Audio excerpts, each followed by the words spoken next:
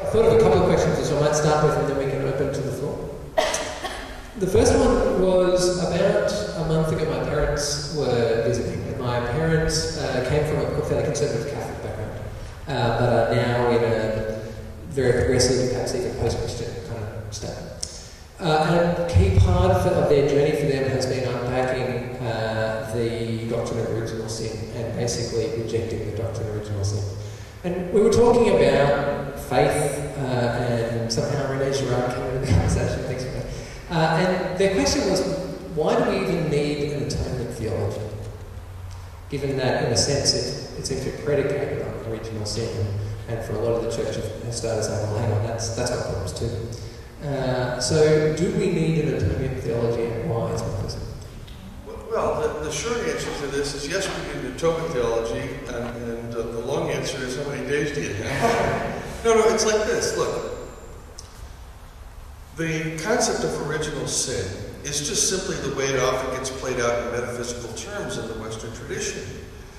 But in a Girardian framework, the thing is, original sin is simply recognizing that we as humans are all involved in this matrix of using violence to solve the problem of violence. That's what original sin is. It starts with Cain and Abel. Sin is not mentioned in the Genesis 3 story about the man and the woman and the serpent. The first time the word gets mentioned is in the story of Cain and Abel. Sin is crouching at your door. Sin is fundamentally about the violent destructuring or destruction of relationships. So, in a Girardian framework, we are all mimetically entangled with one another, and we're in rivalries, and I want what you want what I want, and so what will end up happening is I will end up being violent to you, whether rhetorically, I'll gossip about you, I'll tell Ben all about you, so he'll get rid of you, and you'll be gone. And, original sin is not something that we have to talk about in terms of genetics and that kind, because it's not about that, but it is part of our social DNA. And so atonement deals with the problem of sin as a social issue. And this is huge, because no longer is atonement just simply about, oh, let's see, I lied today, I cheated on an exam today, I broke the speed limit today, I yelled at my kids today, I looked at a pretty girl the wrong way today, there's my list of sins, and now, I need Jesus to forgive, oh God, here's my list of sins, I need Jesus' death to appease you, because I know you got all pissed off at me because I didn't. No, it's not about that at all. It's about how we learn to restore our relationships, and we do it through forgiveness and through love. And so atonement in this matrix, and this is the brilliance of the work of James Allison, as you well know in his book, The Joy of Being Wrong. We really only know sin, James says, when it's being forgiven. And it's already passing away. It's already being taken from us. That's when we really know it. This Puritan notion, this wowzer notion, as you say here down under, that sin is where I sit and I go, oh, I'm just so terrible, woe is me, I'm just a worm, I'm a bad person, I'm corrupt, all this individualistic stuff is not real. René Girard calls this the romantic lie. And it's part of the built-in anthropology of this penal substitution stuff. It's all I, me, my religion. Look at me. What about me? How can I get saved? How can I get into heaven? Where's my fire escape from hell ticket? That's not what Jesus' death is about. Because Jesus doesn't need to save us from God. It is God who takes the initiative in our salvation. It is God who says, I forgive you. It is God who says, I'm going to absorb all of your hatred, all of your anger, all of your violence. And in doing so, I'm going to model for you how you can do that with each other. This is where Peter Abelard's moral example theory of the atonement becomes so important. One of the great thinkers of our century, I think he's the new Jürgen Moltmann, is named Laurent Schultz. And Laurent Schultz has a brilliant, brilliant rehabilitation of this notion that Jesus' death is an example. Jesus is a model for us of how to forgive. And the reason that becomes important is because with all the new research done in cognitive science on mirror neuron theory, all the work that's done in imitation theory has shown that we copy each other all the time. We need human models. Jesus becomes a model for us, and his death is the supreme example of how to do this. Thank you. The second question is, one of the criticisms I'm aware of penal substitution in particular, or broader substitution atonement, is it doesn't really have a place for the resurrection. So what's the place for the resurrection in nonviolent atonement theology, and how does that fit in? In a lot of your standard Western theologies, Jesus dies. God raises him from the dead because it's not the right thing, and Jesus should live. That's just kind of, there's kind of a cause and effect. Jesus dies, God raises the dead. The fact is, the resurrection is the most extraordinary event in the history of the human species. Because the resurrection is about the future coming into the present, the future which now determines all of our present reality. In theological language, we say it's eschatological. And so the resurrection then is not simply an effect of the death of Jesus, but a complete and utter subversion of that death. The resurrection is God's way of saying to us as humans, no, your violence doesn't work. No, when you condemn innocent people to death, I will not let it stand.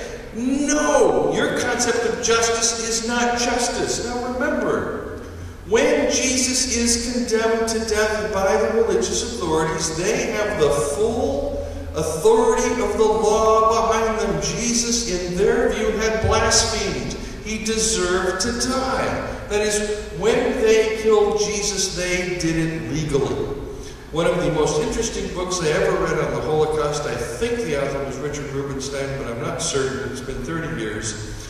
The argument was when Hitler went about killing the Jews during the Nazi time, it was a legal affair. He made it legal to kill the Jews by stripping them of all their rights, turning them into non-humans, and then killing them.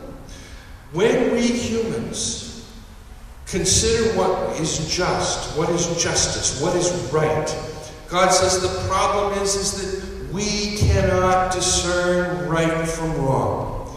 And so often what we think is right is wrong. And this is Paul's exact argument in a letter to the Galatians, particularly chapters 2 and 3, where those who killed Jesus thought they were right, they were in fact wrong. What they thought was just was unjust.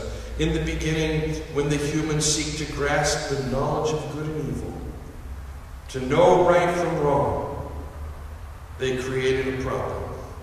Or as Bonhoeffer says, the knowledge of good and evil, that is ethics, is not the solution, but the problem. Because what I think is right and what you think is right can often be two different things. Am I right? So, resurrection is not an effect of the cross. It is God's eschatological, great, big, subversive, turning on its head everything that we think about the role of violence as a salvific instrument, about the way we understand justice. And second, what it is it's the vindication of the victim. If there's anything that we have to be able to look back historically and say, if there's anything we've learned in the 20th century, it ought to be this: violence doesn't solve the problem of violence. Bigger wars do not solve the problem of littler wars. So, I mean, it's an amazing thing to me that we still are embedded in the logic of saying, when I go to war, it's a good thing. But when you go to war, it's a bad thing. You understand what I'm saying? We're still stuck in this logic of I know it's global. It's a global phenomenon of justifying our violence. Everybody and their brother can justify their own violence in any situation. The resurrection is God's way of saying there is no justification for violence. It's the vindication of the innocent victim. And so if you look back, as Kierkegaard said it this way, life is lived forward, but it's only understood backward. If you look back for the last 60 years since World War II, the one thing that we've heard louder and clearer than anything else is the voice of the victim. I mean, you've got one right here on the wall in the church. I mean, actually, you probably got several. In Australia, you've learned to hear, some have learned to hear the voice of the Aboriginal victim. In the United States, we've learned, some of us, to hear the voice of the African American victim, or women who we have crushed and subjugated under patriarchy, or children that we've abused. We've learned to hear the voice of the victim. This is an effect of the resurrection, to hear the voice of the victim, or what James Allison refers to as the intelligence or the logic of the victim. So yes, the resurrection is essential because it's God's no to us, but it's also God's yes to us because who is raised from the dead? A human. And in that human, God affirms our humanity, our brokenness. The human that comes back from the dead, the Jesus that appears to the disciples, is not somehow miraculously whole and healed as though there was never a scratch on his body. He looks to his disciples and he says, look at my hands and my feet. What do you see? I bear the marks of your violence. Third, the resurrection. If the resurrection were to normally be conceived of in terms of a sacrificial deity, and suppose God had sent God's Son into the world, and when we killed God's Son, God got really angry at us and started a holy war and said, I'm sick of the human species, I'm going to destroy them all. That is the logic of the violent God, and it's precisely the logic that was expected when Jesus appeared on the third day. And when Peter, 40-something days later at Pentecost, preaches a sermon, he says, look, men, what you all done is you've killed Jesus of Nazareth, whom God accredited with miracles. And the people freak out because they think God is angry at them. If they've in fact killed God's messenger, they expect God to come back with reprisal. Do ut des. And what's the first word of the resurrected Christ? Shalom. Shalom. Peace. Not violence, not retribution, not anger. Shalom. And the second word is, don't be afraid. With the one that I know is my Papa, there is no fear here. The risen Christ is in fact the dissolution, the disseminating, the defogging of all of our fear. There is no fear here with this God. So these are some of the effects of the resurrection. So my last question is that sometimes when I've been talking to friends about atonement theology, which I don't know for that myself, and in readings, one of the things I've realised is that there are a lot of people who might be notionally convinced on the intellectual logical side, but if you like, are highly resistant to accepting the message. It's like they don't want to hear this good news, they want to hear it from other words. So my last question is almost like a theo-psychological question. Why do you think people are so afraid, which has come in some way through our why are they afraid of the forgiving God? Why are they so desperate for the judgment of God? That's a great question. The reason that folks, and we've noticed this by the way, in the last decade, one of the things Lori and I have talked about is we've asked this question, why do people reject the message of the forgiving God? Why do they reject this? And what we've discovered is this, there are only two reasons that we can figure out as we've engaged people in personal conversation that just cannot get what we're saying. And that's this. One, they've got a grudge against someone in their life they can't forgive or won't forgive. And so they have to believe in a God who doesn't forgive apart from sacrifice. They have to believe that in order for them to forgive the person that hurt them, that person owes them.